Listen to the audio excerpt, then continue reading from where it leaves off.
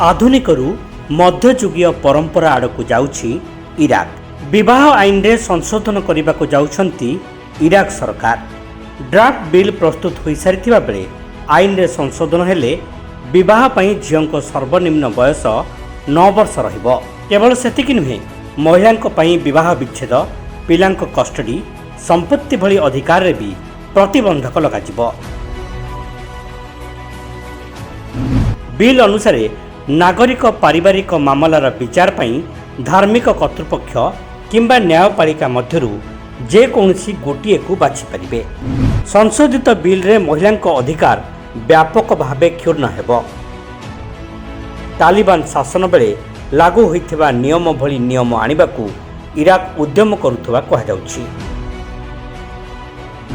School ଯିବା ବୟସରେ ବିବାହକୁ ଅନୁମତି, କିଶୋରୀଙ୍କୁ ଅନୈତିକ ସମ୍ପର୍କରୁ ରକ୍ଷା କରିବା ପାଇଁ ଆଇନରେ ସଂଶୋଧନ ପଛର କାରଣ ବୋଲି ତର୍କ ଦେଉଛନ୍ତି ଇରାକ ସରକାର।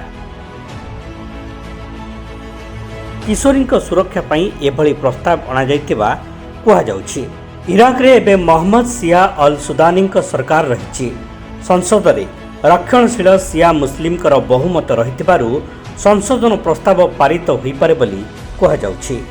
ତେବେ ସଂଶୋଧନକୁ ଇରାକର ବିଭିନ୍ନ ମହିଳା ସଂଗଠନ ବିରୋଧ କରୁଛନ୍ତି, କାରଣ ବିବାହ ବୟସ କମ୍ ହେଲେ ଝିଅଙ୍କ ଉପରେ ଉଭୟ ମାନସିକ ଓ ଶାରୀରିକ ହିଂସା ବଢ଼ିବା ଆଶଙ୍କା ରହିଛି। 1959 ବ୍ୟକ୍ତିଗତ ସ୍ଥିତି ଆଇନ 188ର ସଂଶୋଧନ କରିବାକୁ ବିଚାର କରାଯାଉଛି।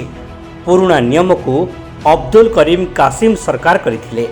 କାସିମଙ୍କ ସରକାର ମହିଳା ଅଧିକାରକୁ ନେଇ ଅନେକ ପ୍ରଗତିଶୀଳ ସଂସ୍କାର ଆଣିଥିଲେ। ଝିଅଙ୍କ ପାଇଁ ସର୍ବନିମ୍ନ ବୟସ 18 ବର୍ଷ ରଖାଯାଇଥିଲା। ତେବେ ଏଥିରେ ସଂଶୋଧନ କରିବାକୁ ଉଦ୍ୟମ କରୁଛନ୍ତି ଇରାକ ସରକାର। ଇରାକରେ ପୂର୍ବରୁ ହିଁ ବାଲ୍ୟ ବିବାହ ହାର ବେଶ୍ ଅଧିକ, ବିଶେଷ କରି ଗରିବ ରକ୍ଷଣଶୀଳ ସିଆ ସମୁଦାୟରେ ଅଧିକ ବାଲ୍ୟ ବିବାହ ହୋଇଥାଏ।